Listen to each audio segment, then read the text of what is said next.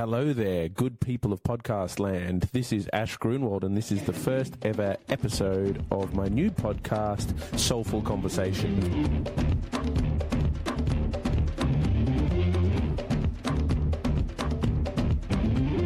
For those of you who don't know me, I'm a professional blues musician, singer, songwriter, guitarist, and I've spent the last 20 years traveling the world, listening to podcasts and talking to people and basically having soulful conversations wherever I go. I was very honored to have my first guest be none other than the dude pretty much at the pinnacle of the blues and roots scene, Mr. John Butler.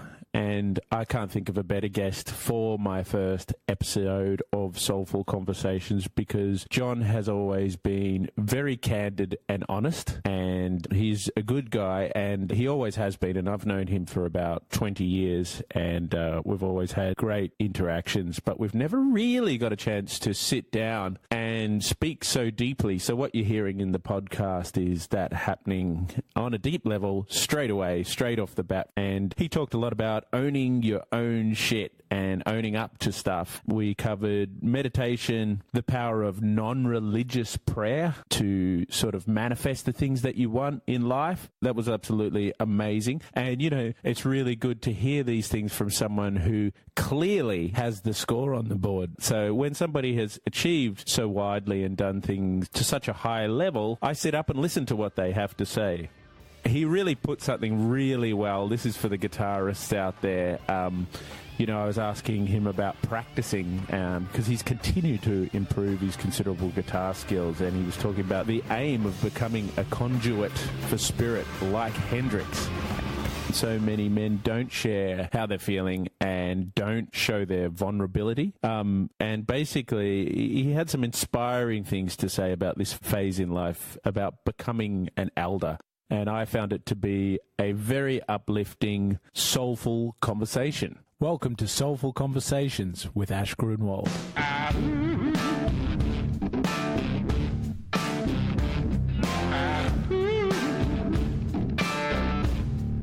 In this podcast, we interview inspiring and amazing people, musicians, surfers, and experts in mindset, creativity, health, well-being, and making the world a better place.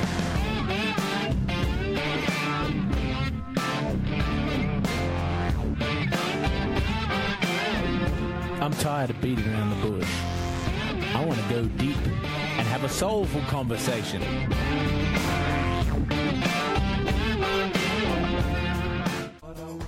This podcast is brought to you by Earth Bottles. At Earth Bottles, we are on a mission to end single-use plastics, offering a full range of beautiful double-insulated bottles, reusable coffee cups, food and tea canisters, stainless steel straws, bags, and lots of plastic-free eco-goodies. Earth Bottles proudly supports the Breast Cancer Network of Australia, Beyond Blue, Hope for Health, Clean Coast Collective, 15 Trees, Bali Baby House, and the UN Refugee Agency. So head over to www.earthbottles.com.au for a 10% discount using the promo code ASHLOVESME. Together we can make a change and break up with single-use plastics. We are here, Ash Grunwald podcast, with none other than John Butler. How you going, brother? I'm good, man. How are you? Very good. Thank you so much for doing this. Well, the name of this podcast is going to be Soulful Conversations with Ash Grunwald. And hopefully that's what this is. I know that's what this is going to be. Man, any excuse. It's been a long time. So this is nice that we get to chat. Yeah, absolutely. If this podcast makes it happen, all the better. I listen to your podcast, and anyone listening to this, go over and we'll put links in. John's podcast for his album is fantastic, and it's such a great insight into the making of how an album is made, and it's very personal too. I mean, how was the experience of making the podcast? It was good. I mean, I'm at a point in my life where I find the guts of stuff more interesting than the mechanics. So, you know, it was interesting to talk about all, you know, the techniques and the sounds and all that stuff, and that was really good. But I really feel that the emotional kind of backdrop and psychological and psychic backdrop that fuels, the tools, fuels the tools. More interesting. So, I'm happy to talk about kind of deep personal shit because that's kind of where I'm at, I guess, at the moment. And I feel like that's, not just for myself, but I feel like that's where a lot of us are at the moment. Yeah. Definitely. It's so funny you say that. And it's perfect and as it should be, because that's why I'm doing this podcast, for that exact same reason. And I, in the introduction to the podcast, I was saying, I want to go in deep, because everything else is boring. I think we probably feel like we've done that. And it's like, that's just details. Yeah. Yeah. It's sort of time to get to the heart of the matter, a bit more now. So for you, this particular album, that's a good place to start.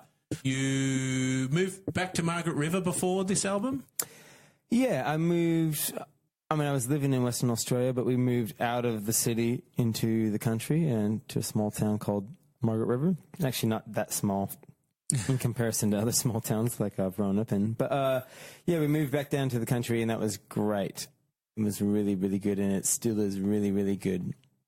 And I took a year off the road, which was great. It was just interesting what kind of came up. I guess to generally put it, when you stop stirring the pond, sometimes all the debris comes to the surface. And it was really interesting because I was stirring the pond quite a bit just at home. I stayed really busy, doing all kinds of projects, and I was doing lots of physical manual labor, which I loved, but somehow getting off the road, that like you mentioned before, the 20 years of just pounding it, and once all the personal kind of all the projects on the land kind of came to I realized my vision for the land. It was amazing what kind of came up, and anxiety was one of the big ones that came up. But I'm getting too far ahead of myself. We moved to the country, and it was great. I really wanted you to talk about that because, I don't think there's anything more important and more relevant to the people who are listening to this than inner states, because your inner state, like how you feel, how we feel in our stomach while we're talking right now, is very important. Yeah. And I don't think outer circumstances, like say if you've got a good circumstance, you're very successful in whatever. One thing I've learned in my life is that doesn't make any difference. It really comes down to how you feel on that particular day, how you're feeling. Yeah. So, and I don't think there's a level of success that deals with that or any outward achievement. If you think, if you feel like success will one day fill the inner cup, you're sorely mistaken. Yeah. So, how did you deal with that? It was a slow build, and what I mean by that is it was like a 10-year build. When I first realized I was getting anxiety, it always presents as me being really quite prickly and a bit of an asshole. I get really quite grumpy and hate people walking around with lattes and Ray-Bans and smiling. That's when I know I'm getting a little anxious. I'm like, fucking look at all these. And I'm like, so you become a hater. I become a hater. I do, and I become a hater on myself and everybody around me, and that's including the people I love, which is really, I get grumpy. Anyway, and one time I was in that mood right before leaving on tour, and my wife saw that happening, and she turned on our favorite album to dance to, which is Duets by Louis Armstrong and Ella Fitzgerald. Nice. And she kind of grabbed me, she put her hand on my shoulder, and Louis started singing, and I just started crying. I was like, fuck. And that was the first time I was like, I'm so fucking anxious about leaving again. This is what this is. This is the emotion underneath the surface prickly asshole. This is the sorrow of leaving his family, my family. And that's when I first noticed it, and then I found it every time I went away. I'm like, here's this guy again. And every time I came back, ironically, you get it when you come back, or I get it when I come back, and a lot of people who live fly-in, fly-out lifestyles do. Over the 10 years, I really started noticing it more and more, and it came to a point where it was no longer acceptable for me to have this reaction to my lifestyle and circumstances, especially for my wife. she was over the way that I was processing these emotions. And I think, you know, it came to a point where she's like, dude, you got to do fucking something about this. I'm over this whole thing, you getting fucking grumpy around the house. And like, I have to just fucking wear it until it passes again. You know, it's like, I'm done. I'm fucking done. And, you know, that's a pretty hard thing to share with people. But at the same time, that was a really pivotal point for me because she's the most important thing in my world. And her and my family are like, that's the one thing. I could lose my career. I could lose a lot of things, but I would hate to lose that. And so it was a really motivational point in my time and going, cool, that is no longer a place to absorb that kind of energy. That is like no longer an avenue to express it. I need to kind of deal with it. And, you know, how do I deal with it? I have to run like almost every day. I call it chasing the crazy man away.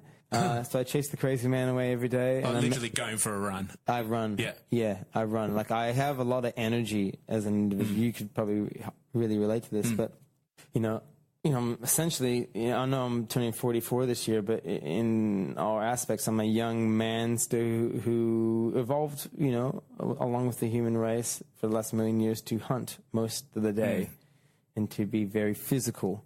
And we live a very kind sedentary lifestyle nowadays. And so if I don't run, I have a lot of energy, and that doesn't tend to kind of just mean I'm effervescent. It kind of means it turns on itself. It turns into latent energy. So I got to get that out of me first and get the endorphins running and get all those positive hormones going on. And then I meditate, and those things kind of help. But it's been a long journey. Yeah. When you have cycles of your emotions, and if your emotions are a reaction to something that is part of your everyday life or your touring cycle, then obviously that's not good. It's like your emotions are acting like they're in shock or pissed off about something that's a normal thing for you. So that's obviously not going to be a good thing. But you seem to have that level of awareness. And had your ass kicked into that level of awareness too, that helps you get onto it. Yeah, it was kind of interesting. You know, I would consider myself a pretty aware guy, but the anxiety thing in mental health in general, it creeps up on you in a different way.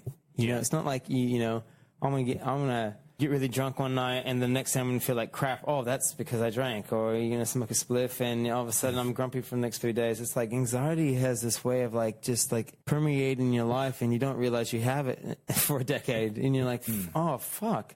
So it was interesting. I feel self-aware, but it took a lot of being off the road and creating almost like a scientific kind of laboratory-esque kind of environment, like a control group. A control group. Like, okay, you're not on the road, you're not leaving. Let's see what happens.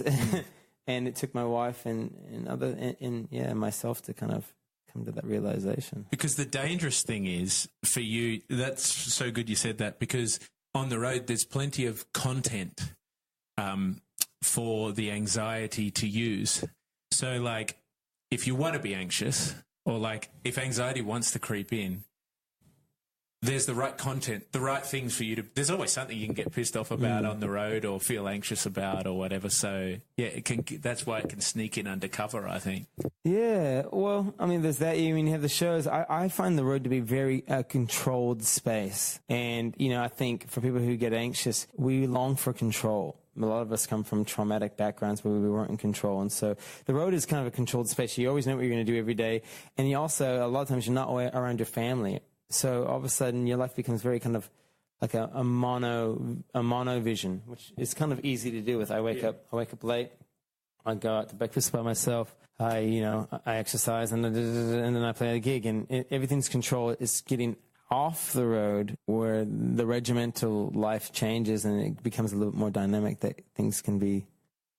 That things actually, I'll get more anxious off the road sometimes than on the road. To the flame because you're not just controlling it. Yeah. And all of a sudden, 9 o'clock every night, I don't have this real big mission, and that pumps out a whole bit of adrenaline and energy, and like it's like you get off the road and you take the main objective away or what has been the main objective, which is putting on a show, and you go to even more important things like family and relationships. Those things are quite complex. They're quite complex, being a father and watching your kid grow up and, my boy, he's between 9 and now, it's been really confronting for me because I went through a lot of trauma at that age. And so I look at him and all I feel is my trauma a lot of times. So that's like complex.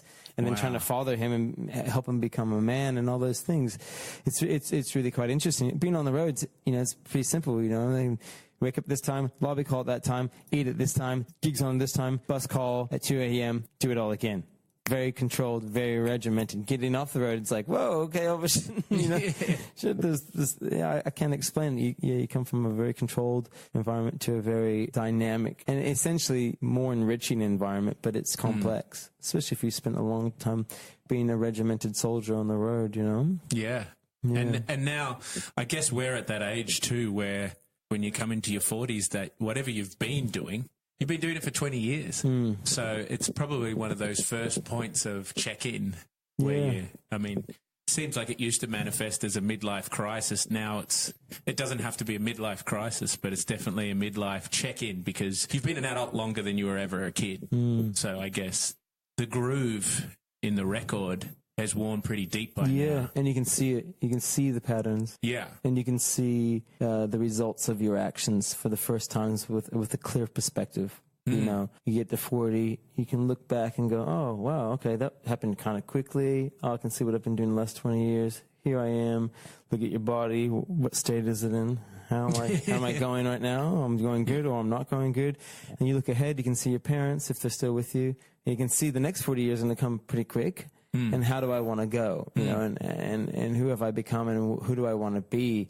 And what has been the results of my action to date? And so, there's quite a bit of perspective that you get, that you cannot get until you're about in your 40s or your late 30s. And it's a beautiful, beautiful opportunity. And it's a luxurious opportunity just to make it to this age, when you look back at the human race only a few hundred years ago. But it does come with responsibility to a certain degree. It comes with like this opportunity to kind of take it to the next level or to remain the same and pay some of the prices for that. I'm like, cool, I'm going to keep on partying. I'm going to keep on thinking it's the whole world's fault and not my own. I'm going to keep on being a kid and not a man.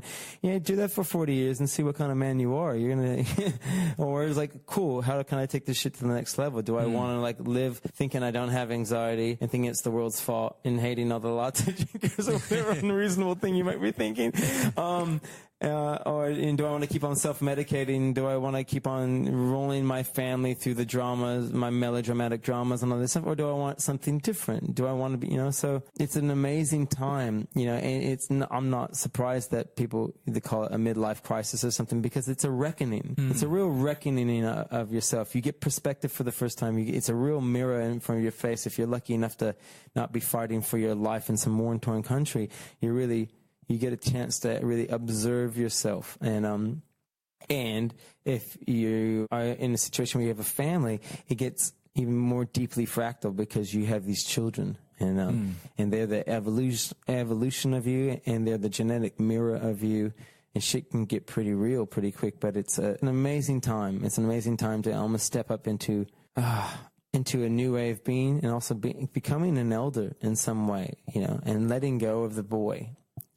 In a world so intoxicated and so infatuated with youth, to becoming an elder, it's almost like, oh, no one wants to become an elder because it means old and uncool.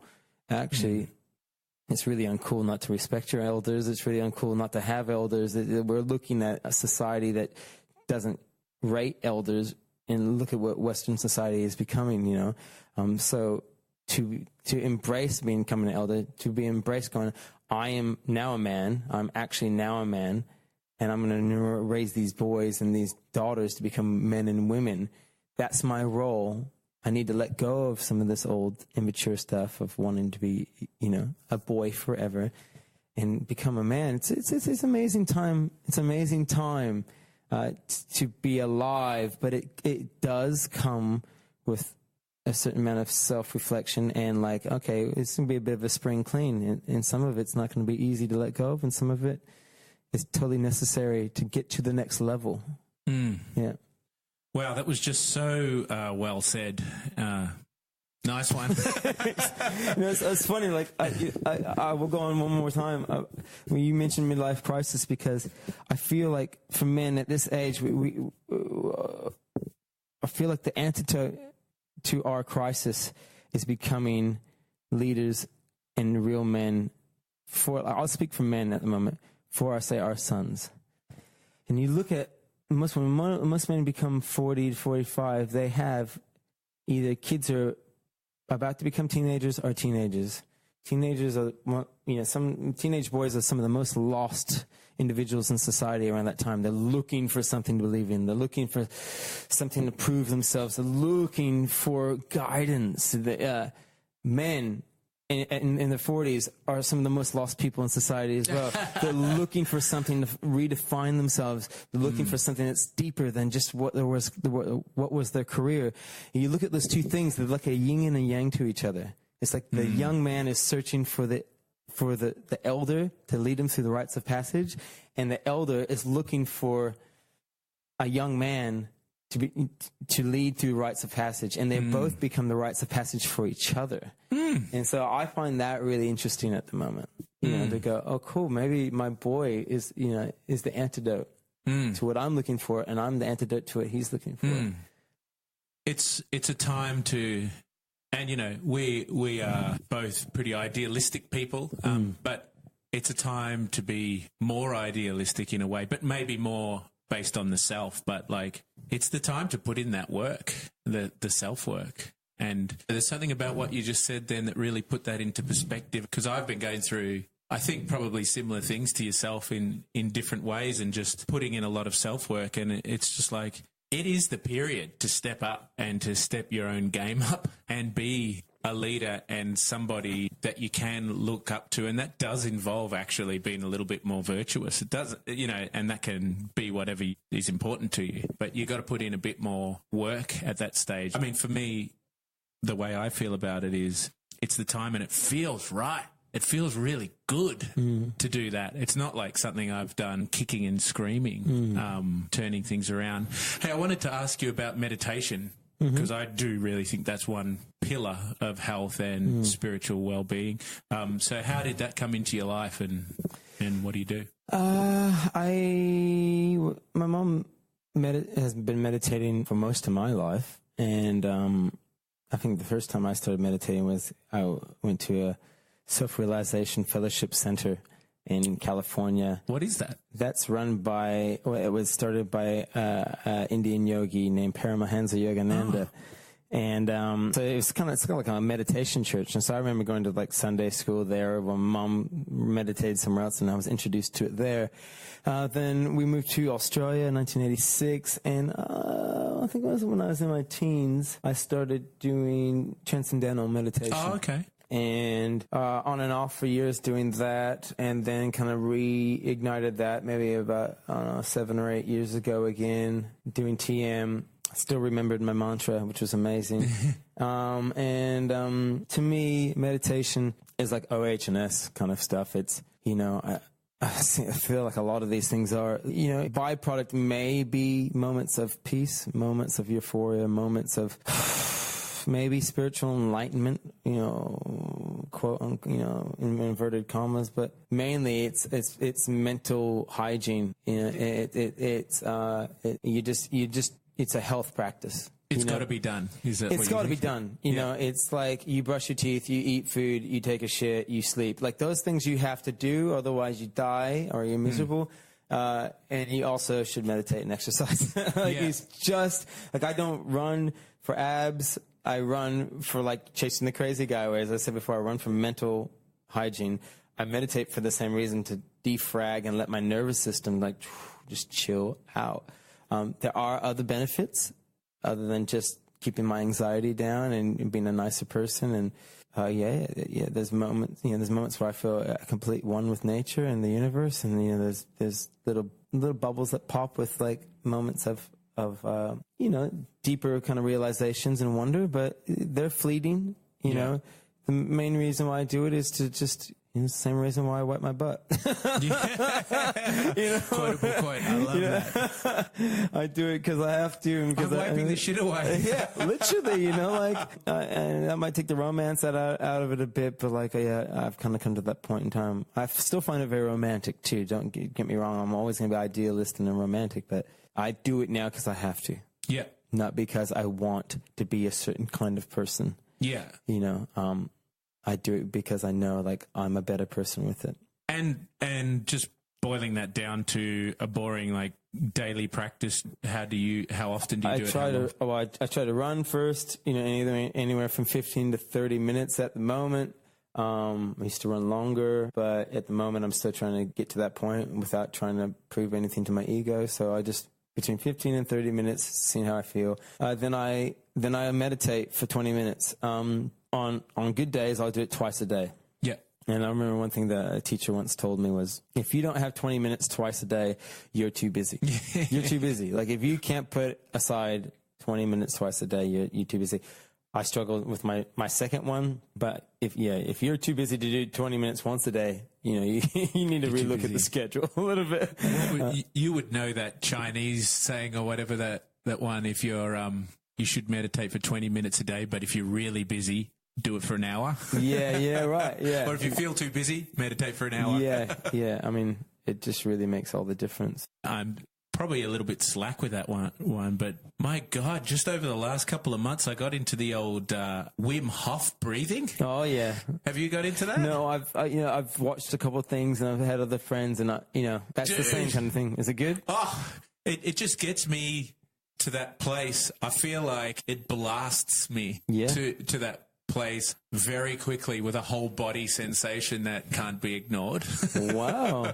So I do somebody sent me a YouTube clip and it's just got one round is 5 minutes. Okay. So it's basically, if anybody's wondering, it's all over the internet, but essentially to just in a nutshell, taking 40 deep breaths and then as deep as you can, not pushing the exhale too much, and then having one exhale and holding your breath out, emptying and holding your breath for 2 minutes. Holding your breath for 2 minutes. Which is easy. You could do that right now. Coming from the surfer here. Well, you're surprised the first time you do it. So is that after the 40 breaths, then you hold it for 2 minutes? You take the 40 breaths, then you hold an out breath. It's like you're not even holding your breath. Yeah, right. And then, after a while, you do 2 rounds of that. Basically, the practice is 3 rounds of that. Okay. And on the third one, my God, man, you just go to a different place. I do, for sure. Wow. I got to try this. I think it stimulates a bit of your pineal gland and the vagus nerve, and I'm not really sure on all of the details. But on the last round, to go that next little bit, you chuck in, still on the out breath, you chuck in a few, this almost sounds made up, but you chuck in a few push-ups. Oh. You do say push-ups to your maximum of whatever it is, and you feel absolutely like Superman. You're doing way more than you think you can do at a rapid rate, like the Flash or something. Wow, interesting. And meanwhile, you're potentially seeing all sorts of purple. Wow. And that's what has happened for me at times. That's what keeps me really quite into it and devout. Yeah, I'm into it. I've even done it. Wow. But that's 15 minutes in. Yeah. And then after that, I feel very much more inclined to want to meditate. And I just actually lay there after that and just go, wow, and just work on my breath. But, geez, that's a cracker. And so do you find after that, just the way your mental state and thinking and cognitive, does it trickle down into other aspects of your life? Do you find at the rest of the day? Absolutely. And that's the thing that I haven't seen all over the internet. I mean, I think people say that that's the go, and you're doing it for health. But I've been staggered to which the degree to which it's kept me on that really even keel, not identifying so much with the content of my thoughts, aware of my thoughts, aware that they are thoughts. Yes. They're not you. Yeah. They're just thoughts. Yeah. And then I can just do little periods in the day. If I'm walking down the street, I might look like a weirdo. Or on the plane, I do it a lot, and I'm like, sometimes I know people are thinking I'm a weirdo, but I just don't care.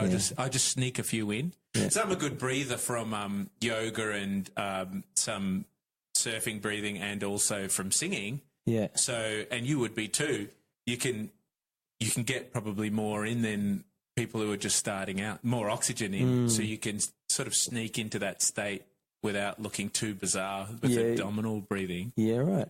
But it's just because I like the idea with meditation. I've always liked the idea of putting it into my everyday life. I've always thought that was more important, but I'm sure it's just as important. But that's as important as a practice that you do at the start or the end of your day, to be doing a minute many times a day to keep reminding you. Yeah.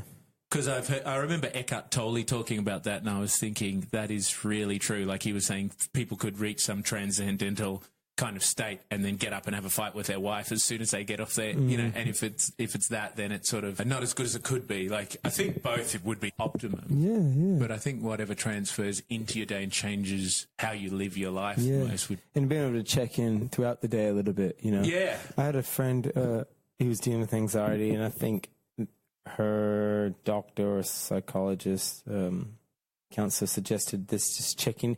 She had set something on a digital watch, or been given a digital watch, which with these reminders, like 4 reminders a day, and all you had to do is just contact with your breath.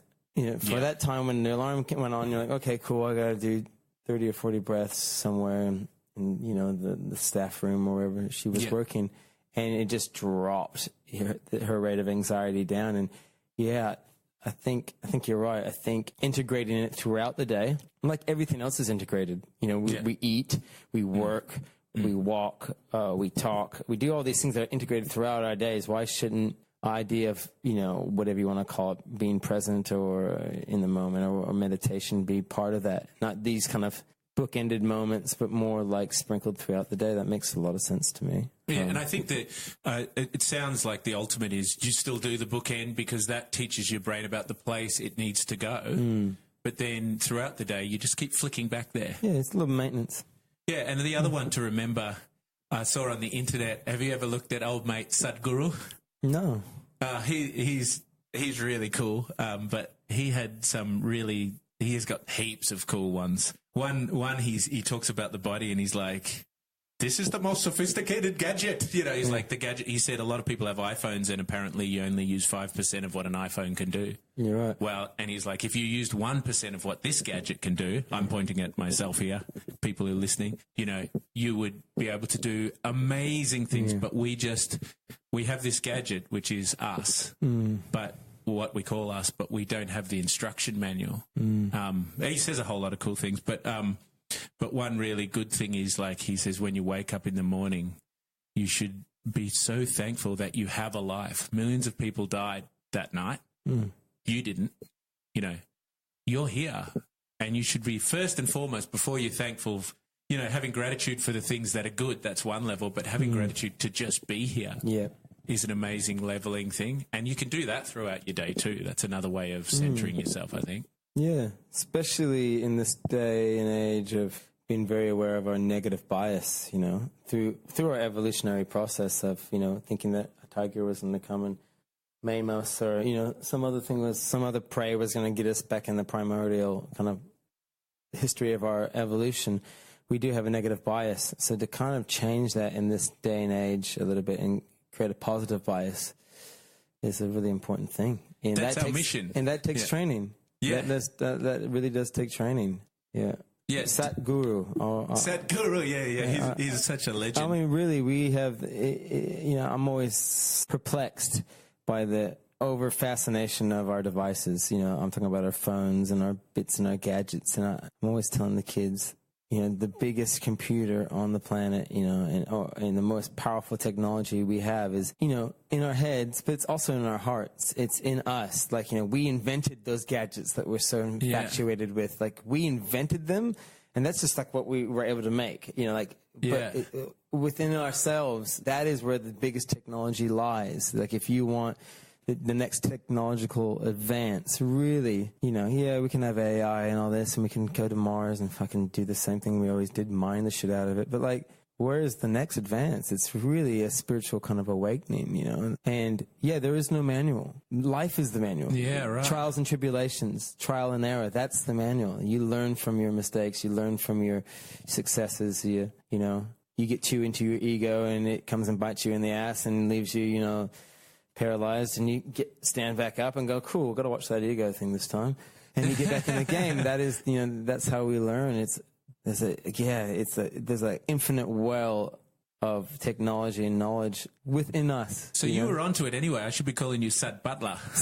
No, I'm just fascinated by how much I don't know. Yeah. There's so much. There's so much that I don't understand, and I'm in awe of it and in wonder of it. Mm. I'm in wonder of it. You hear some of the old people speak about their old people, and talking about indigenous stories and stuff, and it's like, wow, there's a whole world out there that I do not understand. People who can shapeshift and all kinds of stuff, and I'm like, phew. So yeah, I'm constantly fascinated by this mind and heart of ours. We only use under 10% of our brain, It's like, yeah, shit, God knows. I mean, interstellar travel. We're talking about that. We're talking about going at light speeds. I don't think. I think there's you a lot. might be using the wrong technology. I think, yeah. Anyway, I'm getting a bit too far out there. But I totally know where you go with that, and I totally get it. To be continued. Innued.